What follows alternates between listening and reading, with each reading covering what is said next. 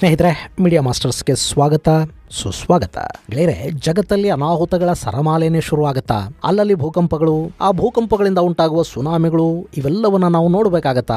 Japan, America ಸೇರಿದ ಹಾಗೆ Pacific ಸಾಗರದಲ್ಲಿ ಸಮಸ್ಯೆಗಳು ಹೆಚ್ಚಾಗಿ ಜಗತ್ತು ಮತ್ತೆ ಯುದ್ಧ ಭೀತಿಯಿಂದ ನರಳಬೇಕಾದ ಸಂದರ್ಭ ನಿರ್ಮಾಣ ಆಗತ್ತಾ. ಇಂಥ ಅನುಮಾನಗಳಿಗೆ ಕಾರಣ ಆಗ್ತಾ ಇರೋದು ಅದೊಂದು ಮೀನು. ಆ ಮೀನು ಕಾಣಿಸಿದಾಗಲೆಲ್ಲ ಜಗತ್ತು ಸಮಸ್ಯೆಯನ್ನ ಕಂಡಿದೆಯಂತೆ. 2011ರಲ್ಲಿ ಜಪಾನ್ನಲ್ಲಿ ಭೂಕಂಪನ ಹಾಗೂ ಸುನಾಮಿಗಳುಂಟಾದ ಸಂದರ್ಭದಲ್ಲೂ ಈ ಮೀನುಗಳ ದರ್ಶನ ಆಗಿತ್ತಂತೆ. ಅಂಥ ಮೀನು ಈಗ ಮತ್ತೊಮ್ಮೆ ಕಂಡು ಬಂದಿದೆ. ಅದು ಪಶ್ಚಿಮದ ದೇಶಗಳಲ್ಲಿ ಹಾಗೂ ಪೂರ್ವ ಏಷ್ಯಾ ದೇಶಗಳಲ್ಲಿ ಭೀತಿಯನ್ನು ಸೃಷ್ಟಿ ಮಾಡ್ತಾ ಇದೆ. ಹಾಗಾದ್ರೆ ಯಾವುದು ಆ ಮೀನು?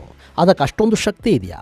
ಆ ಬಗ್ಗೆ ಸಂಶೋಧನೆಯನ್ನು ನಡೆಸಿರುವ ವಿಜ್ಞಾನಿಗಳು ಹೇಳ್ತಾ ಇರೋದೇನು, ಆ ಮೀನಿನ ಬಗ್ಗೆ ಇರೋ ನಂಬಿಕೆಗಳೇನು ಅನ್ನೋದ್ರ ಬಗ್ಗೆ ಒಂದಷ್ಟು ಮಾಹಿತಿಯನ್ನ ನಾವಿಲ್ಲಿ ನೋಡೋಣ.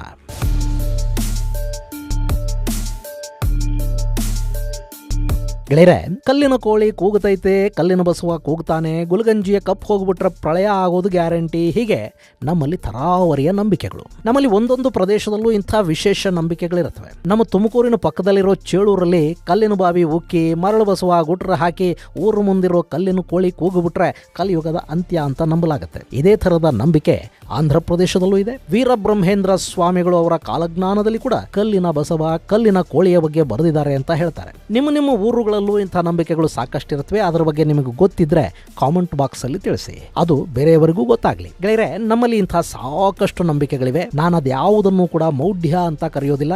ಕರೆದ್ರೆ ಅದು ನಮ್ಮ ಮೌಢ್ಯ ಆಗತ್ತೆ. ಯಾಕೆಂದ್ರೆ ಈ ನಂಬಿಕೆಗಳಿವೆ ನೋಡಿ, ಇವು ಸಾಕಷ್ಟು ಜನರ ಜೀವನದ ಉತ್ಸಾಹವನ್ನು ಹೆಚ್ಚು ಮಾಡ್ತಾ ಇರತ್ವೆ. ಅವರಿಗೆ ಅವರ ಮೇಲೆ ಒಂದು ನಂಬಿಕೆಯನ್ನು ಕೊಡ್ತಾ ಇರತ್ವೆ.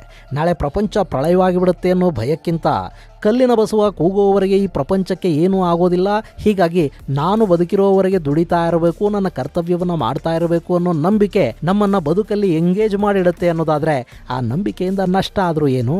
ಇನ್ನು ಇಂಥ ನಂಬಿಕೆಗಳು ನಮ್ಮಲ್ಲಿ ಮಾತ್ರ ಇವೆ ಅಂತ ಅಂದ್ಕೊಳ್ಳೋದಿಕ್ಕೆ ಹೋಗಬೇಡಿ. ಮೊನ್ನೆ ಯಾವುದೋ ಪೇಪರಲ್ಲಿ ಭಾರತ ಮೌಢ್ಯಗಳ ತವರು ಅಂತ ಯಾರೋ ಭಾಷಣ ಮಾಡಿದ್ದನ್ನು ಓದ್ತಾ ಇದ್ದೆ. ಹಂಗೆ ಯಾರಾದರೂ ಅಂದ್ಕೊಂಡಿದ್ರೆ ಅದು ಅವರ ಮೌಢ್ಯನೇ ಹೊರತು ಬೇರೆ ಇನ್ನೇನು ಅಲ್ಲ. ಯಾಕೆಂದ್ರೆ ನಮಗಿಂತ ಹೆಚ್ಚಿನ ಇಂಥ ನಂಬಿಕೆಗಳು ವಿದೇಶಗಳಲ್ಲಿವೆ. ಯಾರನ್ನ ನಾವು ತುಂಬಾ ಬುದ್ಧಿವಂತ ಜನಾಂಗ ಅಂತ ನಂಬಿದೀವೋ ಆ ಪಾಶ್ಚಿಮಾತ್ಯರು ಇಂಥದ್ದನ್ನೆಲ್ಲ ವಿಪರೀತವಾಗಿ ನಂಬುತ್ತಾರೆ. ನಮ್ಮಲ್ಲಿ ವೀರಬ್ರಹ್ಮೇಂದ್ರ ಸ್ವಾಮಿಗಳು, ಕೈವಾರ ತಾತಯ್ಯ ಮುಂತಾದ ಕಾಲಜ್ಞಾನಿಗಳಿರೋ ಹಾಗೆ ಅಲ್ಲಿ ನಾಸ್ಟ್ರೋಡಮಸ್, ಬಾಬಾ ವಂಗ ಮುಂತಾದವರಿದ್ದಾರೆ. ಅಲ್ಲಿನ ಜನಾನು ಸೂಪರ್ ನ್ಯಾಚುರಲ್ ಶಕ್ತಿಗಳನ್ನು ನಂಬುತ್ತಾರೆ. ಅಲ್ಲೂ ಜ್ಯೋತಿಷ್ಯ ಕೇಳ್ತಾರೆ. ಕೆಟ್ಟ ಸಮಯ, ಒಳ್ಳೆ ಸಮಯ ಇದೆಲ್ಲವನ್ನ ಅವರೂ ನಂಬುತ್ತಾರೆ. ಶಕುನಗಳು ಅವರಿಗೂ ಇವೆ. ಅಲ್ಲೂ ಹೆಲ್ಲು ಹೆವೆನ್ನು ಅನ್ನೋ ಸ್ವರ್ಗ ನರಕದ ನಂಬಿಕೆಗಳಿವೆ. ಮನುಷ್ಯ ಎಲ್ಲೆಲ್ಲಿದಾನೋ ಅಲ್ಲೆಲ್ಲ ಇಂಥವೆಲ್ಲ ಇದ್ದೇ ಇರುತ್ತವೆ. ಅವು ನಮಗೆ ತೊಂದರೆ ಕೊಡದೇ ಇರೋವರೆಗೆ ಯಾರು ಏನು ನಂಬಿದ್ರು ತಪ್ಪೇನಲ್ಲ, ಅದು ಅವರವರ ಇಷ್ಟ. ಇನ್ನು ಈಗ ಪಶ್ಚಿಮದ ಜಗತ್ತಿದೆಯಲ್ಲ, ಅವರಲ್ಲಿ ಇಂಥದ್ದೇ ಒಂದು ನಂಬಿಕೆ ವಿಪರೀತ ಸದ್ದು ಮಾಡ್ತಾ ಇದೆ. ಜೊತೆಗೆ ಅವರ ಒಂದಷ್ಟು ಆತಂಕಕ್ಕೆ ಕೂಡ ಅದು ಕಾರಣವಾಗ್ತಾ ಇದೆ. ಅಂದಹಾಗೆ ಅವರ ಆತಂಕಕ್ಕೆ ಕಾರಣವಾಗ್ತಾ ಇರೋದು ಒಂದು ಮೀನು. ಅದರ ಹೆಸರು ಓರ್ ಫಿಶ್. ಅದನ್ನ ಜನ ಡೂಮ್ಸ್ ಡೇ ಫಿಶ್ ಅಂತ ಕೂಡ ಕರೀತಾರೆ. ಇಲ್ಲಿ ಡೂಮ್ಸ್ ಡೇ ಫಿಶ್ ಬಗ್ಗೆ ಇರೋ ನಂಬಿಕೆಗಳು ಹಾಗೂ ಭಯದ ಬಗ್ಗೆ ಹೇಳೋದಕ್ಕೂ ಮುನ್ನ ಈ ಮೀನಿನ ಬಗ್ಗೆ ಒಂದಷ್ಟು ಮಾಹಿತಿಯನ್ನು ಕೊಟ್ಬಿಡ್ತೀನಿ.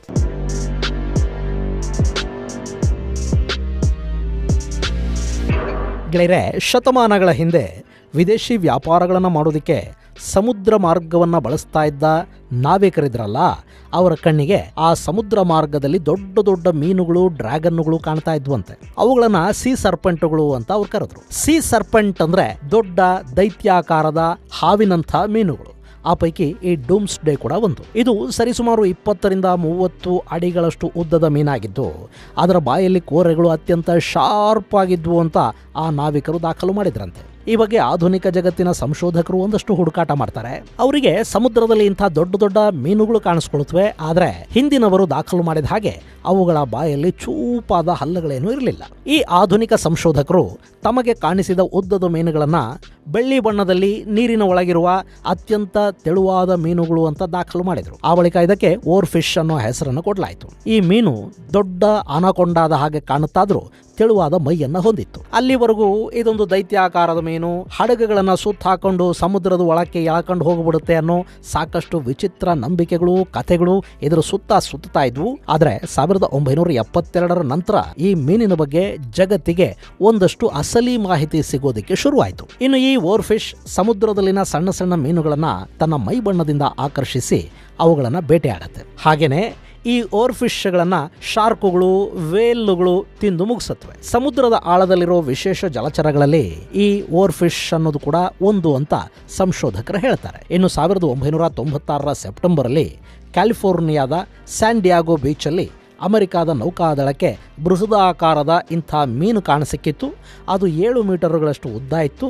ಅದೇ ಇದುವರೆಗೆ ಕಾಣಿಸಿರುವ ಅತಿ ಉದ್ದದ ಓವರ್ ಫಿಶ್ ಅಂತ ಹೇಳಲಾಗುತ್ತೆ. ಅಲ್ಲದೆ ಈ ಮೀನುಗಳು 8 ಮೀಟರ್ ಉದ್ದದವರೆಗೆ ಬೆಳೆಯುತ್ತವೆ ಅಂತ ಸಂಶೋಧಕರು ಹೇಳ್ತಾರೆ. ಇನ್ನು ಅತಿ ಉದ್ದದ ಭಯಾನಕ ಅನಕೊಂಡಾದಂಥ ಮೀನಿನ ಬಗ್ಗೆ ಇದ್ದ ಭಯಗಳನ್ನ ಸಂಶೋಧನೆಗಳು ನಿವಾರಿಸಿ ಅದೇನು ಅನ್ನೋದನ್ನ ಹೇಳಿದ್ರೂ ಕೂಡ ಅದರ ಸುತ್ತ ಹುಟ್ಟುಕೊಂಡ ನಂಬಿಕೆಗಳೇನು ಕಡಿಮೆ ಆಗಲಿಲ್ಲ. ಇವತ್ತಿಗೂ ಇದರ ಮೇಲಿರೋ ಆರೋಪ ಏನಪ್ಪಾ ಅಂದ್ರೆ, ಈ ಮೀನೇನಾದರೂ ಮನುಷ್ಯನ ಕಣ್ಣಿಗೆ ಬಿದ್ದಿದ್ದೇ ಆದಲ್ಲಿ ಆ ವರ್ಷ ಒಂದಲ್ಲ ಒಂದು ಅನಾಹುತ ಗ್ಯಾರಂಟಿ ಸಂಭವಿಸುತ್ತೆ ಅನ್ನೋದು.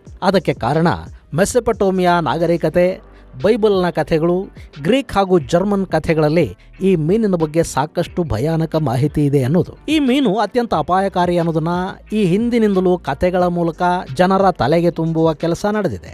ಹೀಗಾಗಿ ಈ ಮೀನು ಕಾಣಿಸ್ಕೊಳ್ತು ಅಂದ್ರೆ ಒಂದಷ್ಟು ಜನರಲ್ಲಿ ಭಯ ಶುರುವಾಗುತ್ತೆ. ಇನ್ನು ಈ ನಂಬಿಕೆ ಯುರೋಪಿಯನ್ನರು, ಅಮೆರಿಕನ್ನರ ಜೊತೆ ಜಪಾನ್ ಮತ್ತು ಕೊರಿಯನ್ನರಲ್ಲಿ ಕೂಡ ಇದೆ. ಅದಕ್ಕೆ ಕಾರಣ ಆಗಿರೋದು ಜಪಾನ್ನಲ್ಲಿ ಸಂಭವಿಸಿದ್ದ ಭೂಕಂಪನ ಮತ್ತು ಸುನಾಮಿ.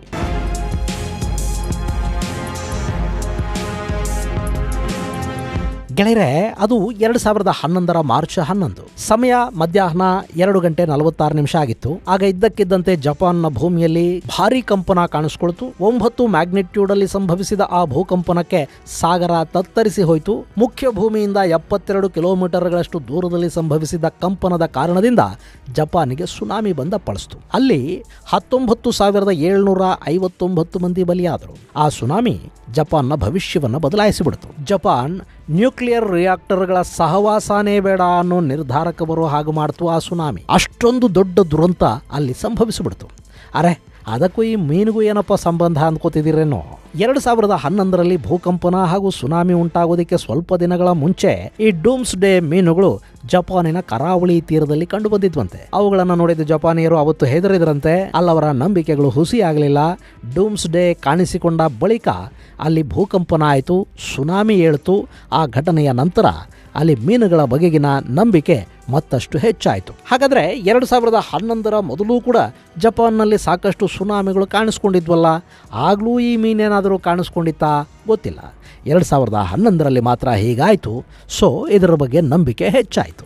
ಇನ್ನು ಅಲ್ಲಿ ಅಚಾನಕ್ಕಾಗಿ ಈ ಮೀನುಗಳು ಕಾಣಿಸಿಕೊಂಡ್ರೆ ಏನಾದರೂ ಅನಾಹುತ ಆಗೇ ಆಗುತ್ತೆ. ಈ ಮೀನುಗಳು ಸತ್ತು ಸಮುದ್ರ ತೀರಕ್ಕೆ ಬಂದು ಬಿದ್ದರೆ ಸುನಾಮಿ, ಭೂಕಂಪ ಇವೆಲ್ಲ ಗ್ಯಾರಂಟಿ ಅಂತ ಜಪಾನಿನ ಜನ ಇವತ್ತಿಗೂ ನಂಬುತ್ತಾರೆ. ನಮ್ಮಲ್ಲಾದ್ರೆ ಅಯ್ಯೋ ಬಿಡ್ರಿ ಮೂಢನಂಬಿಕೆ ಅಂತ ಒಂದಷ್ಟು ಜನ ಕಾಲೆಳೆದು ಸುಮ್ಮನಾಗ್ತಾ ಇದ್ರು. ಆದರೆ ಜಪಾನ್ ಹಾಗೆ ಮಾಡಲಿಲ್ಲ. ಜನರ ನಂಬಿಕೆಯ ಹಿಂದೆ ಏನಾದರೂ ಕಾರಣ ಇದೆಯಾ ಅನ್ನೋದನ್ನ ಸಂಶೋಧನೆ ಮಾಡೋದಕ್ಕೆ ಜಪಾನ್ ಮುಂದಾಯಿತು. ಯಾಕೆಂದ್ರೆ ಈ ನಂಬಿಕೆಗಳಿರುತ್ತವಲ್ಲ, ಇವು ಶತಮಾನಗಳ ಹಿಂದಿನಿಂದಲೂ ಬಂದಿರುತ್ತವೆ. ನಂಬಿಕೆ ಮತ್ತು ಆಚರಣೆಗಳ ಹಿಂದಿನ ಕಾರಣವನ್ನು ನಾವು ಕ್ಯಾರಿ ಮಾಡದೇ ಇದ್ರೂ ನಂಬಿಕೆಯನ್ನು ಮಾತ್ರ ತಲೆತಲಾಂತರಗಳಿಂದ ಹೊತ್ತುಕೊಂಡೇ ಬರ್ತಾ ಇರ್ತೀವಿ. ಹೀಗಾಗಿ ಅಲ್ಲಿ ಸಂಶೋಧಕರು ಈ ಬಗ್ಗೆ ಸತ್ಯ ಏನು ಅನ್ನೋದನ್ನ ಕಂಡುಹಿಡಿಬೇಕು ಅಂದ್ಕೊಂಡ್ರು. ಈ ಹಿಂದೆ ಯಾವಾಗೆಲ್ಲ ಈ ಮೀನುಗಳು ಕಂಡು ಬಂದಿವೆ ಆಗೆಲ್ಲ ಕೂಡ ಏನಾದರೂ ಅನಾಹುತ ಆಗಿದೆಯಾ ಅನ್ನೋದನ್ನ ಪತ್ತೆ ಮಾಡೋ ಪ್ರಯತ್ನದಲ್ಲಿ ಸಂಶೋಧಕರಿಗೆಲ್ಲ ಆಗಿದ್ದು ನಿರಾಸೆನೆ. ಅಲ್ಲಿ ಅಂಥ ಯಾವ ಮಾಹಿತಿಯೂ ಅವರಿಗೆ ಸಿಗಲಿಲ್ಲ. ಆದರೆ ನಂಬಿಕೆ ಇದೆ ನೋಡಿ, ಅದು ಕಡಿಮೆ ಕೂಡ ಆಗಲಿಲ್ಲ.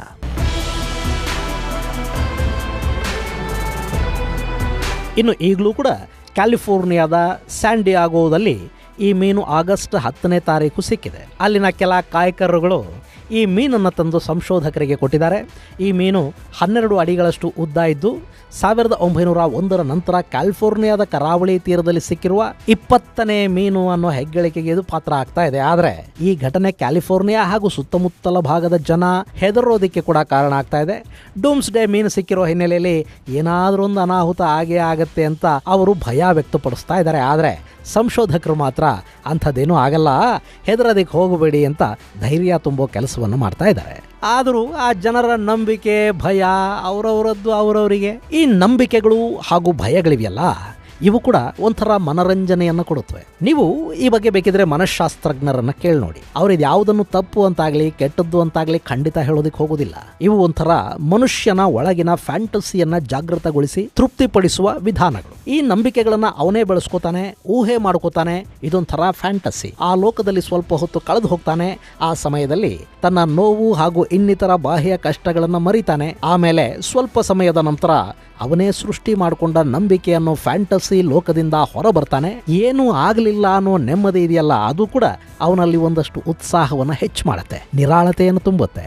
ಹಮ್ಮ, ಏನೂ ಆಗಲಿಲ್ಲ, ಸದ್ಯ ದೇವರೇ ಅಂದ್ಕೊಂಡು ಮತ್ತೆ ಕೆಲಸದಲ್ಲಿ ತೊಡಗಿಸ್ಕೊಳ್ತಾನೆ. ಅಕಸ್ಮಾತ್ ಏನಾದರೂ ಆಯ್ತಾ, ಹಿಂಗಾಗತ್ತೆ ಅಂತ ನನಗೆ ಮುಂಚೆನೆ ಗೊತ್ತಿತ್ತು, ಆ ಮೀನು ಕಾಣಿಸ್ಕೊಂಡಾಗ್ಲೇ ನಾನು ಹೇಳಿರ್ಲಿಲ್ವಾ ಅಂತ ತನಗೆ ತಾನೇ ಶಭಾಷಗಿರಿ ಕೊಟ್ಕೋತಾನೆ. ಅವನು ಈಗೋ ತೃಪ್ತಿ ಆಗತ್ತೆ, ಮತ್ತೆ ತನ್ನ ಕೆಲಸದಲ್ಲಿ ತಾನು ಮುಳುಗುತ್ತಾನೆ. ದೇಶ ಯಾವುದಾದ್ರೇನು, ಜನರ ಬಣ್ಣ ಯಾವುದಾದ್ರೇನು, ಮನುಷ್ಯ ಮನುಷ್ಯನೇ. ಅವನು ಬದುಕಿರೋದು ನಂಬಿಕೆಗಳ ಮೇಲೇನೆ. ಇದು ಗೆಳೆಯರೆ ಓವರ್ ಫಿಶ್ ಅಥವಾ ಡೂಮ್ಸ್ ಡೇ ಮೀನುಗಳು ಕಂಡು ಬಂದ್ರೆ ಭೂಕಂಪನ ಅಥವಾ ಸುನಾಮಿ ಉಂಟಾಗತ್ತೆ ಅನ್ನೋದರ ಕುರಿತಾದ ಒಂದಷ್ಟು ಮಾಹಿತಿ. ಮುಂದಿನ ಸಂಚಿಕೆಯಲ್ಲಿ ಮತ್ತಷ್ಟು ವಿಶೇಷಗಳ ಜೊತೆ ಮತ್ತೆ ಭೇಟಿಯಾಗೋಣ. ಅಲ್ಲಿವರೆಗೆ ಜೈ ಹಿಂದ್, ಜೈ ಕರ್ನಾಟಕ.